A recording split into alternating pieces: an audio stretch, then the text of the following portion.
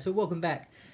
Today we are finishing up the Kharadron Overlords. So last time we went over some of the Warscroll battalions, things like that. Or not Warscroll battalions, we went over the Warscrolls themselves. Today we're going over the Warscroll battalions. Alright, so guys, the first one we're going over is the Grand Armada. This is kind of your culmination of all the other Warscroll battalions put together. So it's made up of one Arcanine Admiral, or Brock Gunson, which is, well, I apparently put him up, but he's the big floaty guy.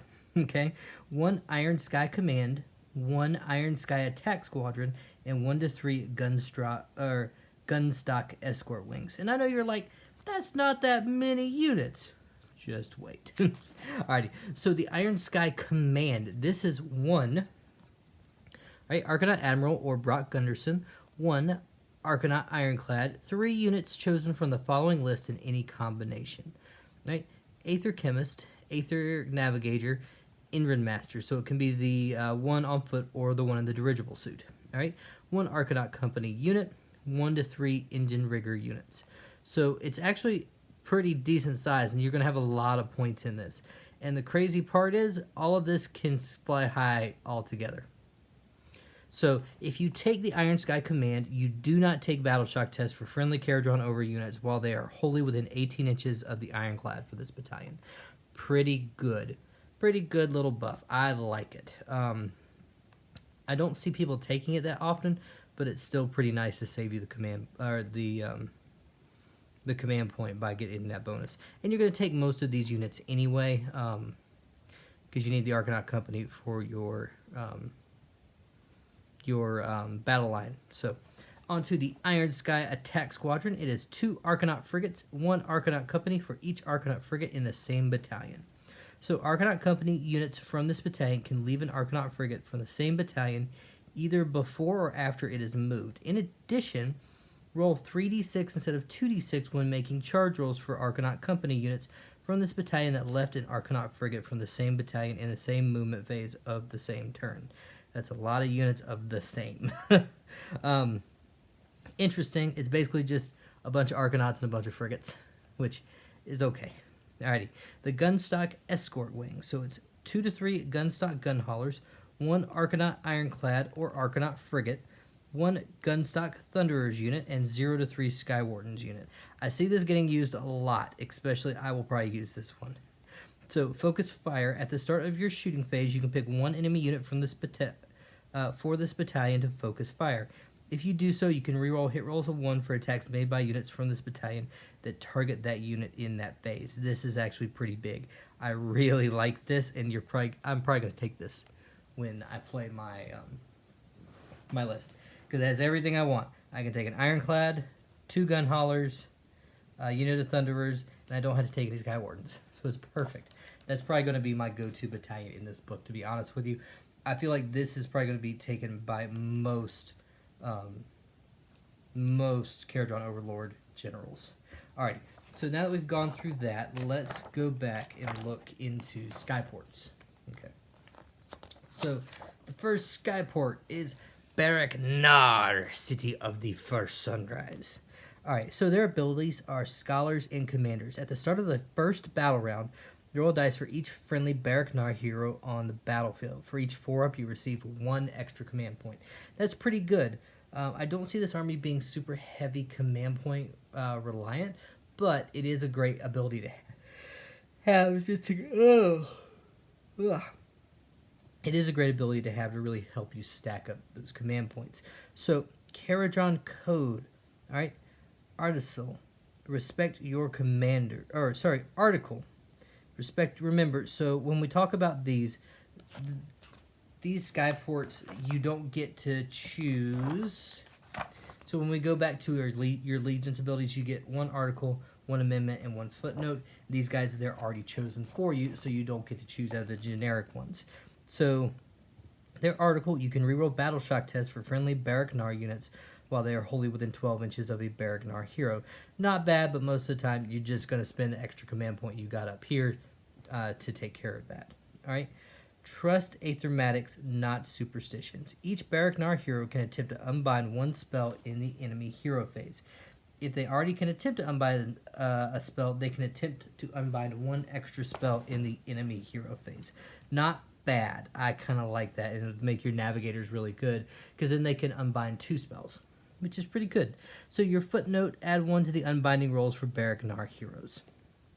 Okay, so command trait, a Baraknar general must have the command trait instead of the one listed. Do not take battle shock tests for friendly Baraknar units while they are wholly within 12 inches of this general. So you have to take this command trait, so there is really no reason why you would take the Iron Sky command when this is going to be your battle shock test.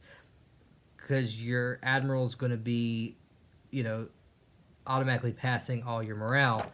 Why do you need the Ironclad to do it? So the Iron Sky command would not be a good fit for Baraknar. So the artifact of power is the Aether Charge Ruin. Once per battle, you can change either 1 hit roll for an attack made by the bearer or 1 save roll for the attack that targeted the bearer to the roll of your choice. It's interesting. It's great you can change something to something of your choice, but at the same time, it's only once per battle, so it's not really that great of an ability. Overall, Baraknar is alright. Now, when we come in here to the back, frigate, you do unlock Thunderers in Baraknar as your battle line, which is actually pretty good. Okay, so Barak Zilfin, which gets frigates as a battle line choice. So their abilities is Magnificent Sky Vessels. You can choose 1 extra Sky Vessel in your army to have a great Indran worked. That's pretty good. Actually really good. So essentially, if you take the Warscroll Battalion, even the what's it called? If you take the Gunstock Escort Wing as your 1 battalion, you can give all 3 of your ships, because you have to take 2 Gunstock gun haulers, you can give all 3 of them a great engine work. So pretty neat. So the Kharadron Code, the article Master of the Skies. You can reroll hit rolls of 1 for attacks made by friendly sky vessels that target a unit that can fly. Meh, it's okay. It'll help in some situations, but it's not fantastic. All right. Don't argue with the wind. If you in your movement phase, you can declare a friendly Barak Zilfin unit will run. Do not make a run roll. Instead, add 6 inches to the movement characteristics of all models in the unit for that phase. That's actually not bad. So it really helps with your your agility and your movability of your units. So the footnote: there's always a breeze if you look for it. Once per battle in your hero phase, 1 friendly Barak Zilfin unit can make a normal move. It can run, retreat, or disengage. Not bad. So this force seems very, very movement oriented, and I think a navigator is really going to be good for this unit. All right, especially one on foot that can use its ability. All right. So your general must take Master Commander. If this general is part of your army and on the battlefield, each time you spend a command point to use a command ability on this general's Warscroll, roll a dice. On a 5-up, you receive 1 extra command point. It's not the best. It can only be the ones on his Warscroll, so it's not the best. It's not terrible, but it's not the best. All right, so artifact of power, you must take the you must take the Staff of Ocular Optimization. Pick one of the bear's missile weapons, add 1 to hit rolls for attacks made by that weapon. That's not bad. This actually wouldn't be terrible on a chemist. Now, if I'm putting something on a chemist, I'm going to take the spell in a jar, but that's still not a terrible artifact. It could be much worse. So, Barak Zorn, City of the Sun, which I don't think unlocks anything as battle line. Nope, the only one we other have is Barak Urbaz, which will be the next one.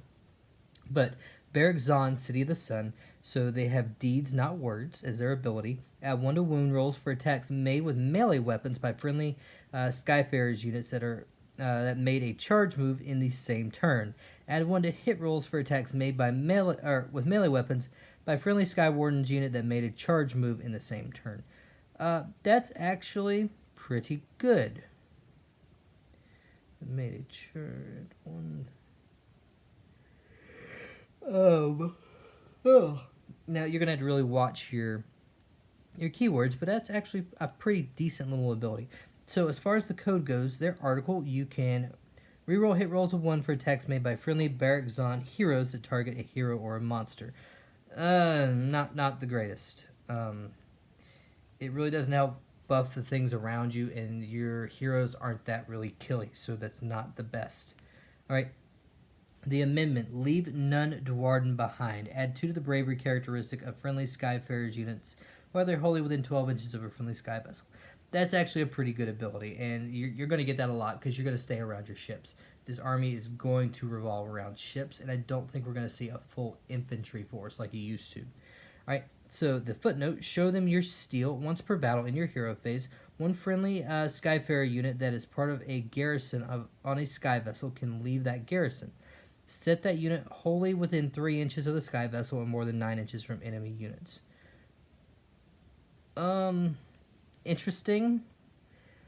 I don't... It's not the best. I'm not a big fan of Battalion Zon. Yes, you get some rerolls, but at the same time, your article and your amendment are not the best. Your amendment can get overridden with a command point, and your article just doesn't really buff your army that well. So their command trait is Bearer of the Iron Star. The first time this general is slain, before removing them, roll a dice. On a 2+, they are not slain. You can heal D3 wounds allocated to them, and any wounds remaining to be allocated to them are negated. Not bad. Kind of neat. Kind of a little trolly a little bit, because your admiral can go up to a Bloodthirster. It could attack. Bloodthirster could kill it, and then it could come back with D3 wounds. Not too shabby. Alright, so the artifact of power, the first Battalion Zon hero to receive an artifact of power must be given the Aethersped Hammer. Pick one of the bearer's melee weapons, add 2 to the attack characteristic of that weapon. So the command traits and the artifacts are both really going to be good on your admiral for your unit. I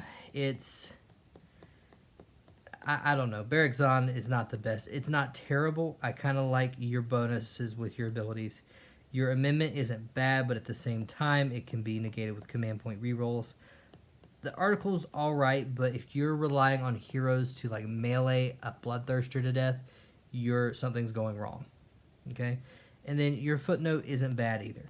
I mean, it does allow you to get out of a ship a little early, so you could use that to kind of go secure objectives and things like that. And like we learned, the Arcanaut Company love to be on objectives to get their bonuses. Alright. So moving on to Battalion Urbaz, right? So do not subtract 1 from bravery characteristics for units that spend their Aether Gold. That is great. It's a good ability because you're really going to be spending that Aether Gold to kind of buff up your units a little bit. Alright, so the Kharadron code, the article is Seek New Prospects. You can reroll battle shock tests for friendly Battalion Urbaz units while they are wholly within their opponent's territory. That's actually pretty interesting. Not bad. This army is going to be pretty mobile, but at the same time, you got to be in your enemy territory. So, interesting. So, the amendment is always take what you are owed. Pick up to D3 different friendly Battalion Urbaz units. Each of these units start the battle with 1 share of Aether Gold in addition to any they normally receive. That's actually pretty good because you can give Aether Gold to your ships then. So, a really good amendment. Alright, the footnote. Where there's war, there's gold. Once per battle at the end of the combat phase, 1 friendly Skyfarer unit that fought in that phase gains 1 share of Aether Gold. Not too bad. So this is really... This army is going to really focus on using those bonuses you get from your Aether Gold, and you're going to really have to know when to use them and when not to use them. I think it's going to be a pretty strong city, especially if you start giving gold to ironclads, and then they can get rerolls to hit. So that's actually really, really strong. So the Chemist Supreme is the command trait that you have to take. Replace the rules for the general's Aethermatic Augmentation ability with, in your hero phase, you can pick 2 friendly Skyfarers unit wholly within 12 inches of this model.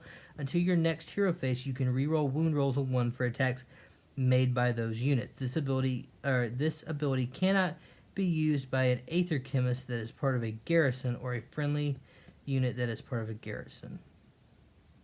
Oh, it's only for a general that is an Aether Chemist. So I guess if your general is an admiral, you don't have to take that. Okay. Alright, so the Great Engine Work is the Barak Urbaz Sky Vessel. It's your relic.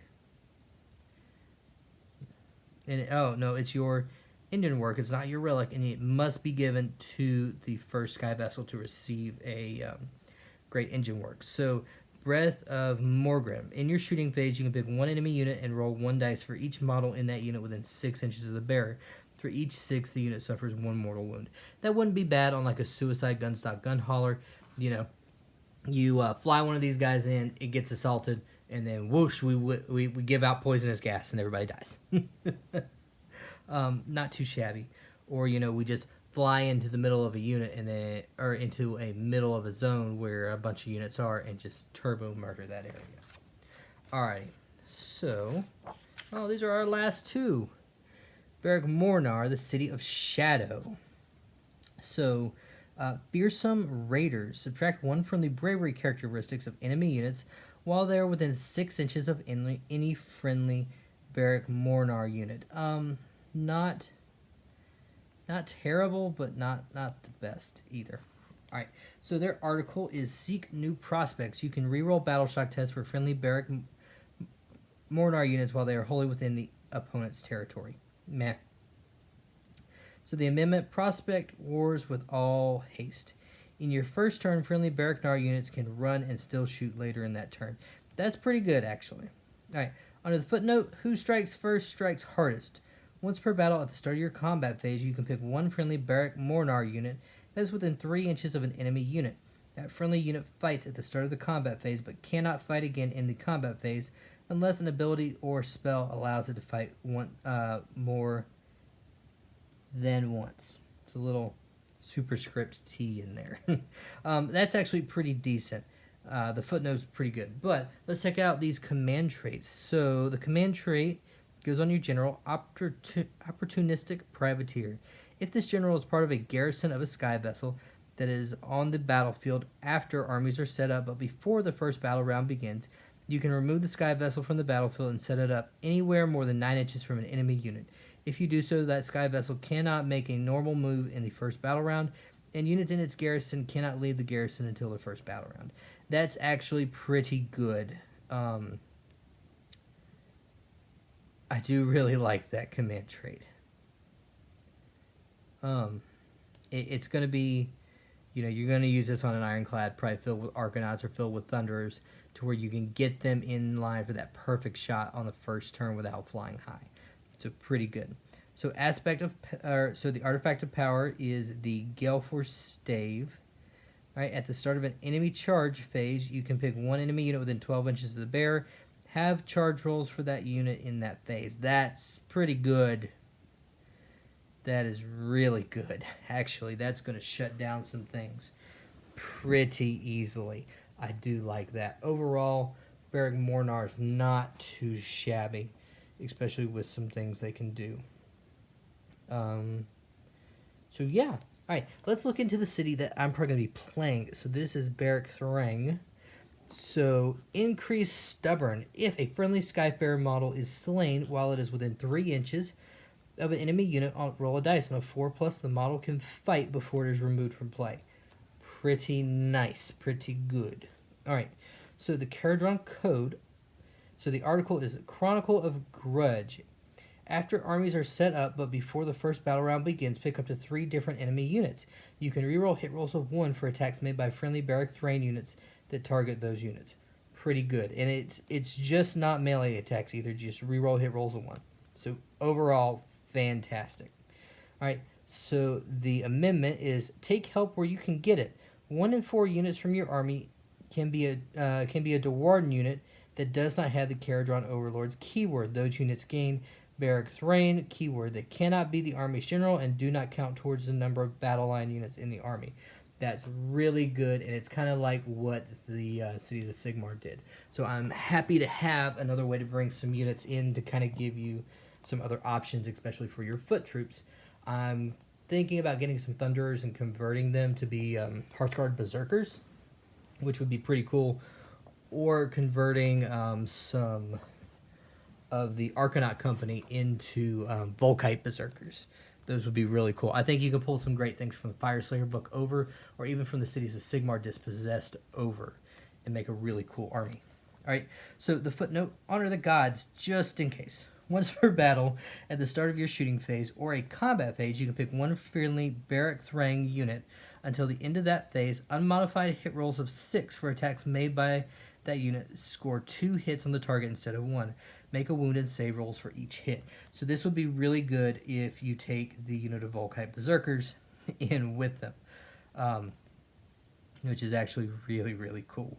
I really like this. And they would get it because they are technically Barrack Thrang because they gain the keyword.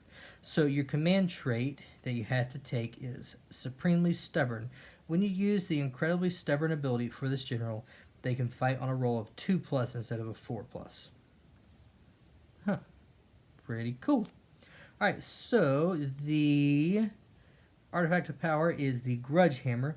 Pick one of the bear's melee weapons. Add 1 to hit rolls for attacks made by that weapon. In addition, if the unmodified wound rolls for an attack made by that weapon that target an enemy unit, which was picked for the Chronicle of Grudges article, is a 6. That attack inflicts D3 mortal wounds on the target in addition to any normal damage. That's great. I love Barrack Thrang, and I feel like you're going to get the most tactical flexibility out of this. They have great articles, amendments, and footnotes. The command trait and the artifacts are really good, and an overall great ability. And I think for those modelers out there, you're going to get some really good customization in here with some conversions you can do for your other Dwarven units. Overall, guys, my top is probably going to be Barrack Thrang, with my second being Barrack Nar, just because you can unlock Thunderers as units, as battle line. But guys, this army offers you so many different ways to play this game. It is overall a fantastic book. I think you're going to see this a lot on the tabletop with these fantastic models and these great rules.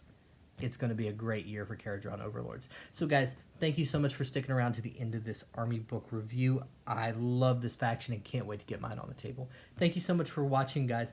Please do me a favor, subscribe down below for more videos and give us a big thumbs up. And let us know what you think of these videos down below, guys. Are there things we could change, things we could add to make them better? I would greatly appreciate the comments. Alrighty, guys, thank you so much. This is Queen City Gaming signing out. Bye, folks. Hey folks, welcome. Thank you so much for watching that video. This is Queen City Gaming. We are one of a local Charlotte group who does battle reports, unboxings, army reviews, things like that, all for you guys. So please make sure you like, share, and subscribe down below. Stay tuned for some more of our excellent videos with our upload schedule listed here on this section. Thank you so much, guys. This is Queen City Gaming signing out.